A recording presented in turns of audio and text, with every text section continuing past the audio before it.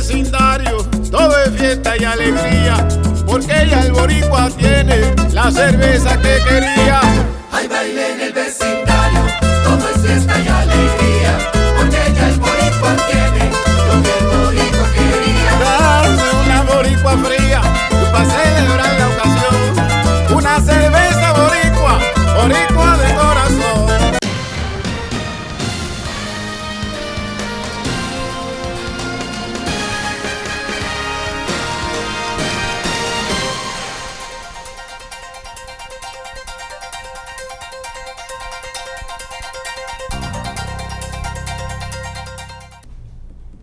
Hi, I'm Danny Ramos, and welcome to this week's edition, starting the new year. This is our first show of 2016, and this is Hispanic Speak Out TV, and I'm here with our co-hosts and hosts, Greg Perkins, Bill, and Jose.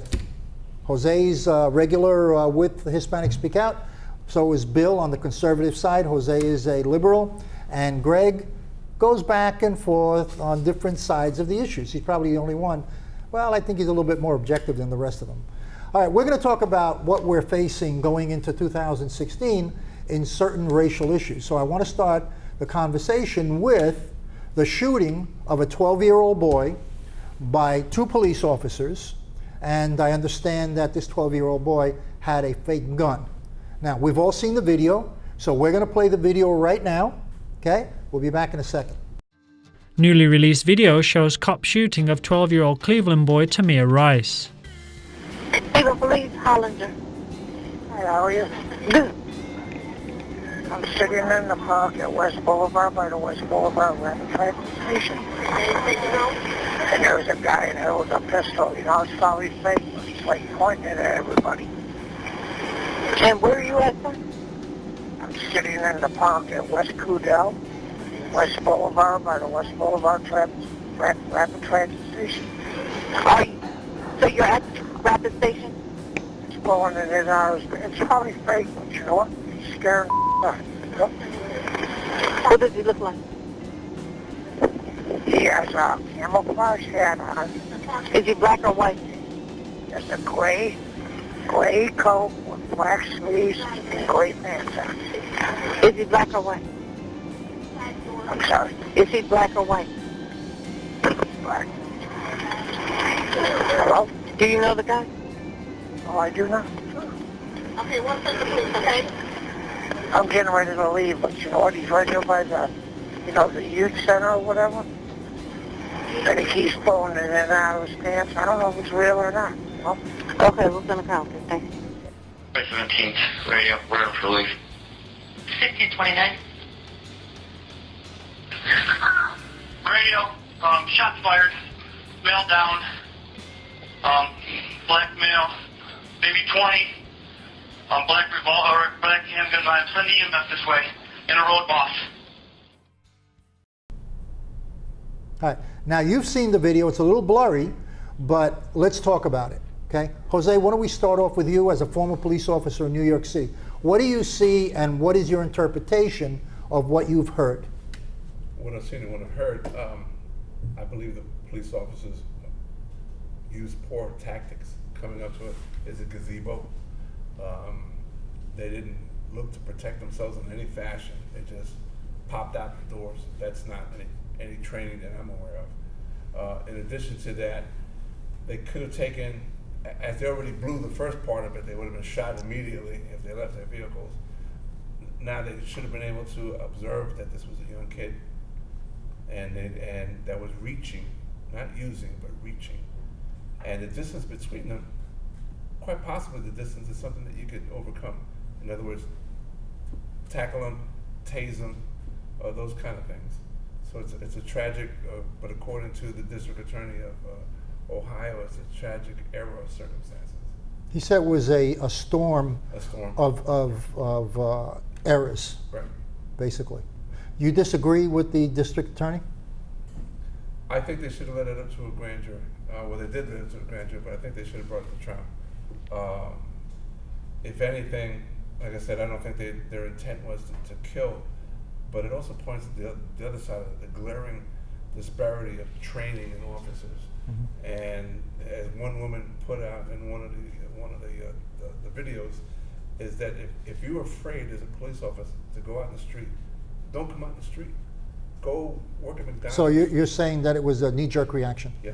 Okay. Bill, what do you think about it? Yeah, I agree with Jose. I'm not a police officer, but Well, excuse me, but we have an extreme conservative and an extreme liberal agreeing on an issue. Go ahead. right. Again, I'm not a police officer, but it looked like the police officer could have used better tactics, like Jose alluded to. I think a grand jury, if it wasn't polled, should have been, polled. As far as the district attorney shouldn't make this call, in my opinion. Okay. Greg? This goes back to black is just bad, and black lives don't matter when it comes to a lot of these rogue police officers. That guy had in his file that he could not be trained as a police officer. Who hired this guy, right? So you just roll up, you can't look into this kid's face and see that he's a boy. I mean, you feel good about pulling out a gun and shooting a boy, but it just seems that if there's a black male, you just see black male. Oh, he's a super guy, and he's gonna overtake me, so I gotta shoot him and kill him. We're not superhuman people. We're regular people, man. And being black does not mean bad. You don't have to just pull the gun out as a first measure to defend yourself. Boys can kill you. Okay, let's I agree. A young boy can kill It's you. rare. It's rare in the States that happens. It can happen. It can. Okay. Yes. And not to disparage anybody, but just say, even Latinos tend to be overheated and overreactive to things. So a police officer, Johnny come lately, living out in the sticks, comes across somebody he doesn't know ethnically. But it goes back to what that lady said on the video. She said, if you're a cop, you're walking around with a gun, and you're afraid to police your own community, maybe you shouldn't be a cop. Well, and I agree with that point, but you said something earlier about black, we don't know what's in this man's head or heart. Yes, we can all agree that he didn't take measures correctly as a police officer, but you can't sit here and tell me that his intention was premeditated, that he was going to go out of that car and shoot that I kid. never said it was That's what it sounded premeditated. like when you said Okay, black let me was clarify right now. It was not premeditated, but every time one of these cases comes up, you never hear about a white boy, a white kid being mistakenly shot. How many times we gotta keep being shot before people will hear us? That's a great point. Are you trying to say white people all the way? No, that's not what I'm saying. I am not saying that. What I am simply saying, you just never hear of a white kid being accidentally shot. Think if it wasn't, everybody agrees it wasn't premeditated? Right. Okay, Yeah. by the definition of premeditated. Right. Okay, but does that mean you should not be prosecuted because you were inconsistent in your training, you didn't follow through properly with what you were supposed to follow through on? Is there a liability here that the three of you feel there should be some kind of prosecution? Indictment. Maybe not murder, not first degree Right. manslaughter, Right. but something, because obviously everyone. That's not what they brought to the grand jury. So what they brought to the grand jury is unindictable. Okay, so in fairness to... So they brought to the grand jury whether it was murder? Right. Okay. So if you bring murder, of course you're not going to get murder. Right. So that could mean that it was purposely brought to the grand jury in a method so that there wouldn't be any kind of prosecution. Possibly. You often see prosecutors overreach, and then they don't get the end result. Could that have been orchestrated? Possibly. That is possible because here's a well-educated lawyer, right?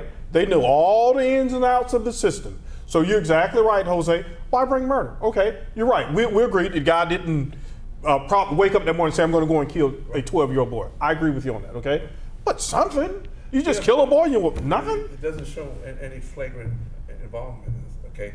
This was stupidity, yes. Yeah. I'm not sure that you can be arrested and indicted for stupidity. Why don't you do manslaughter though? Why not manslaughter? If that's the case, the entire Republican Party would be in jail. Okay? So, you know what I'm saying? What about negligence? There is something that fits that. Yes, but Because the moment you pull out a gun, Right.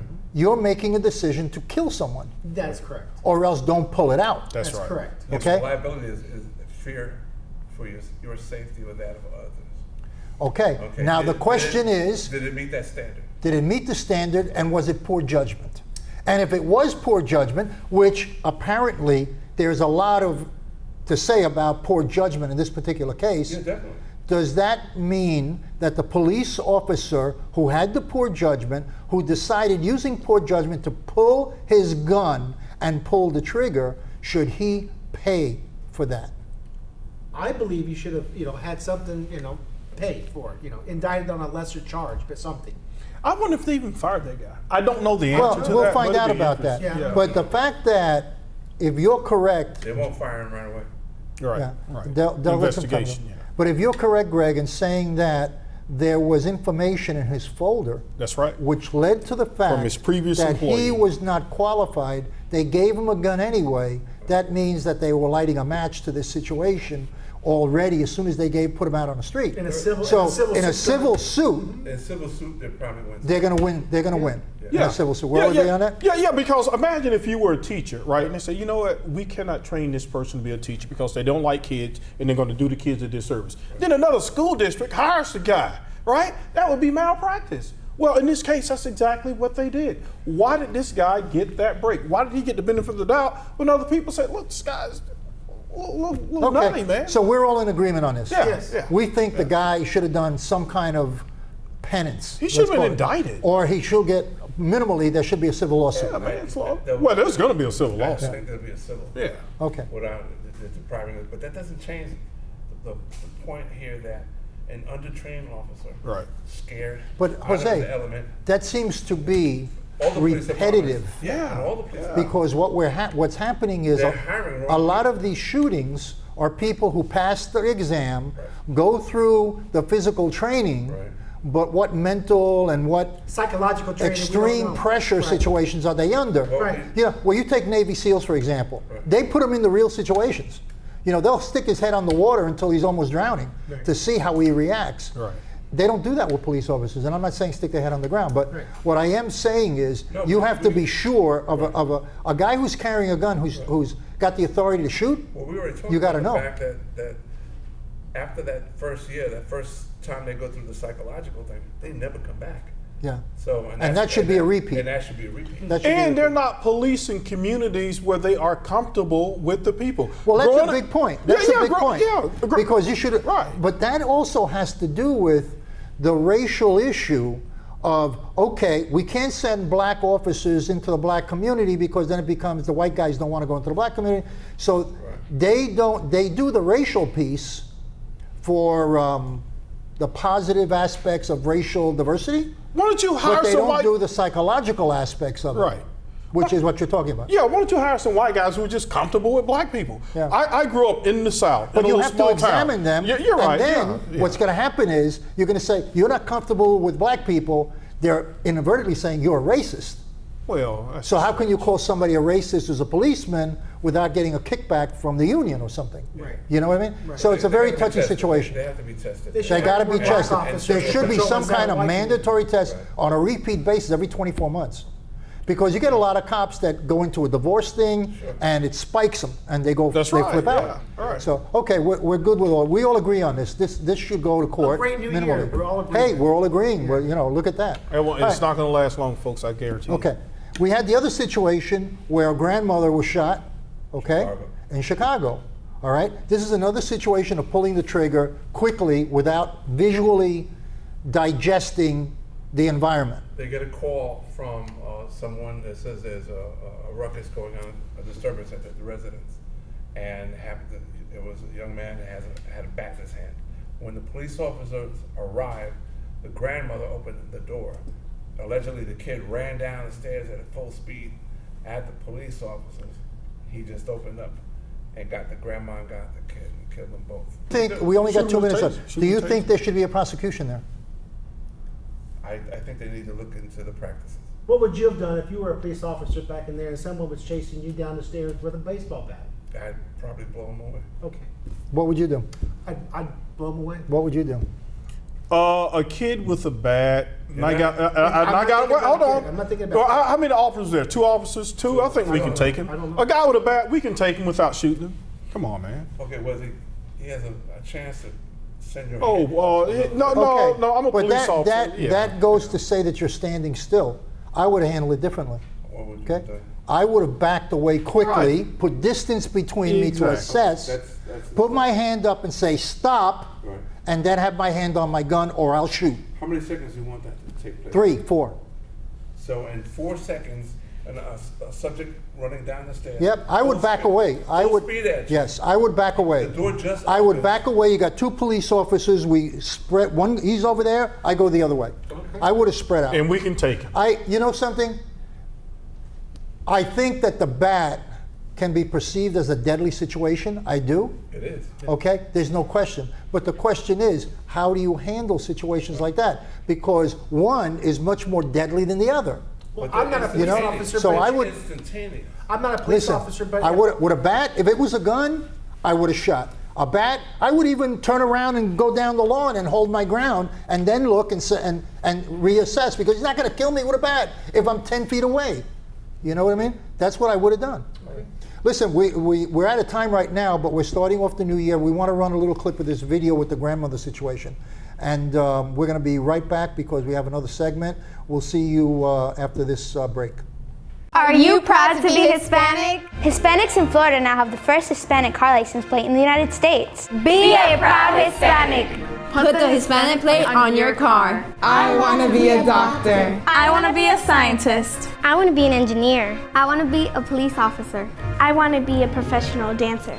By getting the Hispanic plate for your car, you will support scholarships and community programs. Call now or visit HispanicAchievers.org. Hi, I'm Jose Miranda. This is Hispanic Speak Out TV, brought to you each week on Bright House Channel 49. We talk about politics, we talk about adventures out there, we talk about the latest issues in our neighborhoods and across the country. Tonight I'm being joined by co-host William Garlington and Anna Escamani, who's representing the Planned Parenthood.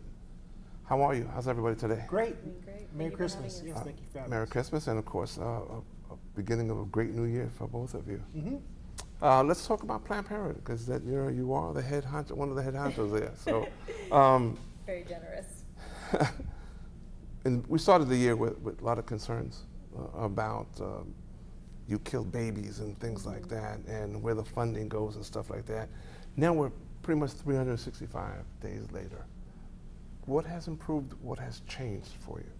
Well, obviously, it's been a very tough year for women's health and access to safe and legal abortion. I mean, it began with legislative session with a 24-hour mandatory delay bill passing both chambers and being signed into law by the governor, and then being questioned in the courts. And at this moment, there's a motion of stay, so that law is not in place, but it continues to be an issue that our patients face each and every day. And on July 1, we did implement the law for one day, and it was absolutely tragic to have to tell patients that they're being forced by politicians to wait 24 hours for accessing a safe legal medical procedure.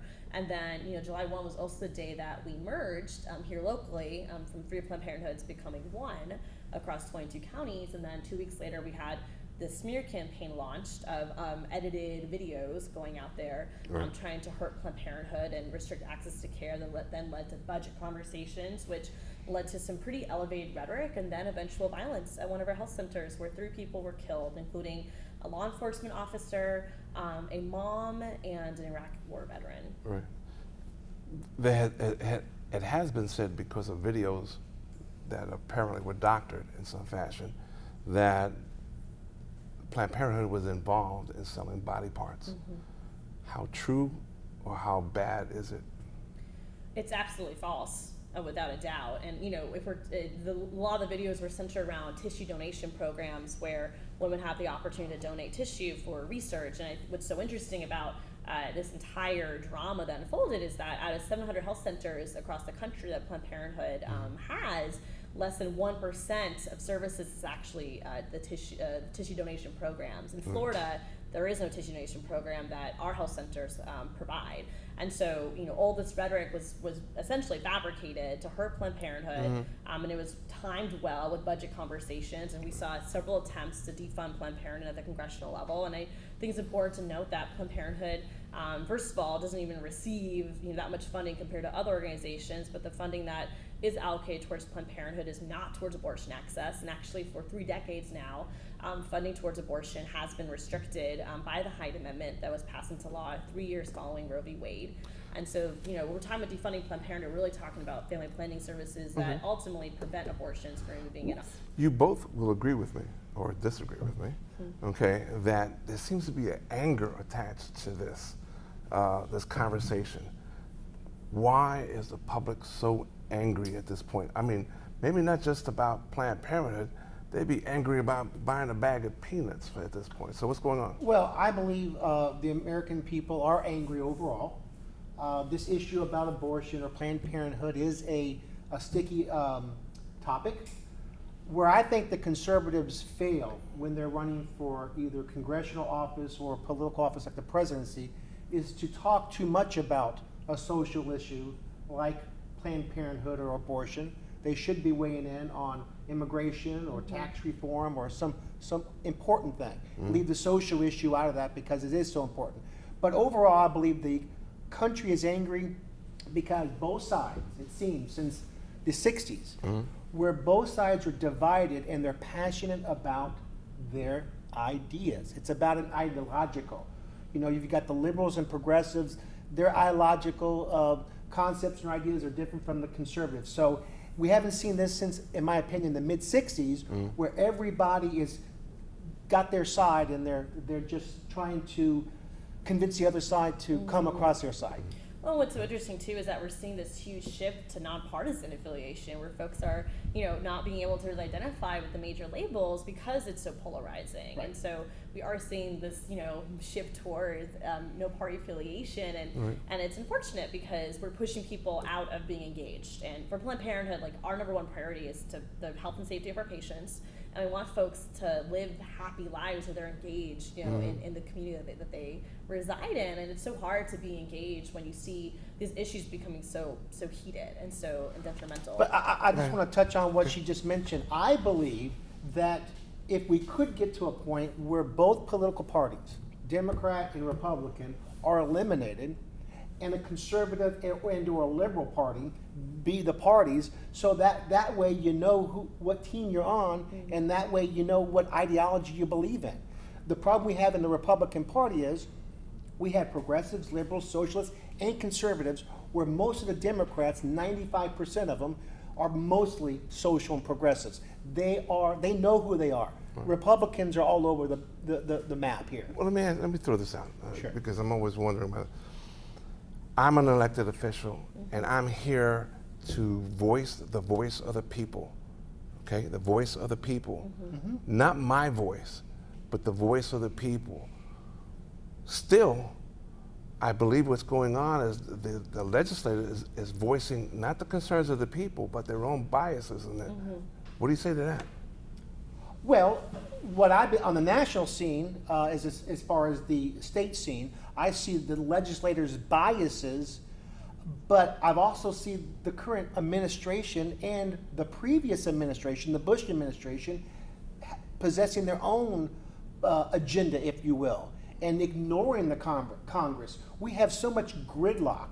It would be nice if the American people voted in, whether you're Democrat, Republican, conservative, liberal, and that person went to Washington based upon that district and voted what the people who sent you there. I have to tell you, Ted Kennedy got elected 30 plus years in his district. The people in that district were liberal. That's what they wanted that man to do, and that's what that man did for 36 years before he passed away. Well, and if I can add to that too, Sure. I think it's so unfortunate because, we continue to see a lot of this rhetoric around voter apathy. And we had city elections in Orlando, and voter turnout was 14%. 14% of those who registered to vote in Orlando decided the mayor of Orlando. Horrible. I mean, that's a very low voter turnout. It's embarrassing for a democracy to have that kind of rating. But so from that comes conversations about people are apathetic, people don't care. But I push back against that because I think people do care. I think we care about a lot of things in our lives, whether it's our family, whether it's our relationships, our work. People are passionate beings who makes us human. Yes. But the dynamic is that we don't have a system that's very accessible to folks because we continue to have these conversations that are so jarring to people that pushes them out, or they don't know it's an election because we don't promote it well, or people are working full time, they don't have time to go to the polls, they don't know where the polling location is. Students, sometimes they think they're registered to vote in Florida, they can vote anywhere, when really you can't even update on the day of if you're in a different county. So we have a lot of infrastructure in place that means we can't directly hold elected officials accountable, and they want to maintain it that way because it's easier to be an elected official if you're not held accountable. Well, tell me something. We're talking about women's issues, and I think, and I'm just flabbergasted why more women, just across the board, even talking about Planned Parenthood, why do women sit back and cow down to a male populace that hasn't a clue, basically, 90%. Of what goes on in a woman's head? Because if they had, we could already have retired a long time ago, knowing exactly what you guys think. So why are women so docile? Why aren't they speaking up enough? Well, there are a lot of different disparities that keep women out of civic engagement, whether it's the fact that they're working a second shift, which means that they're working a full-time job and they come home and have to, they take care of their families and maintain this dynamic where they're consistently working whether they're paid or not, right? There's also dynamics of our communities of color, again, having many healthcare disparities, so they're not seeing doctors often because they don't know where to go or have insurance. I mean, the day-to-day grind of survival, it makes it very difficult to be engaged in a greater way. And, I'm very privileged. In so you're saying they just ignore it because they have other issues? It's not that they're ignoring it. I mean, when women run for office, for example, they are driven to do so because of an issue in their community. That's what drives them. They want to change something. Well, women have to be asked 7 times by someone that is close to them to seriously consider even running for office. And so we do face this dynamic where, looking at the gender structure, those who identify as male often see themselves as having the capacity to be leaders and to be elected. Well, you have it. Where women do not. I'm sorry. You're. I hate to point this out. Conservative. Okay, you're very conservative. Okay, so just address your question. Okay. I want to add something. The conservative movement has many females who do not believe or take the stance of Planned Parenthood and abortion. Okay. They get pushback. And why is that? Because they feel that they would like to have a right to life, if you will. In other words, it's not a... But they're not promoting anything other than it. Well, they get pushback when they want to stay home and be a housewife. It's been noted. Listen, to be clear, it's about 50-50, maybe a little bit, 55-45 of people, would like to have the pro-choice, okay? But it's changing. The younger people today are looking at it that, you know what? Maybe life does begin at conception. That's the whole point. And when it comes to her Planned Parenthood, we, the conservatives, don't feel the federal government should be having taxpayer dollars to a private organization. They can either get it from independent funds or from, private funds. Please correct this guy. Show him the error of his ways. Well, again, I think when it comes to the conversation defunding Planned Parenthood, this is what we're talking about, right? We're talking about the opportunity to apply for federal grants like any other private nonprofit can do.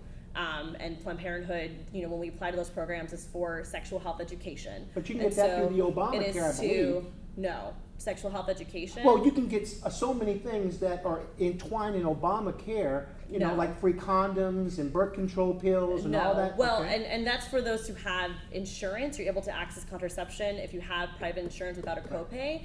Does not apply to every method of birth control. Yeah. And again, in Florida, we have 500,000 Floridians in the coverage gap who really have no insurance, and they're still having to access. But why can't it be privatized? On that note, boys and girls, I'm going to have to cut in. Okay. Okay, we have to continue that next year. All right, so thank you for coming, guys. Happy New Year. Happy New Year. Happy New Year to you. Jose. All right. I'm Jose Miranda. This has been Hispanic Speak Out TV. We'll see you again next year. I am for the child who's had 7 addresses in a single year because she's in foster care, because her father abused her, and her mother couldn't believe her. She is the child I am for. I am a volunteer child advocate. I am you. Florida residents call toll-free 866-341-1425.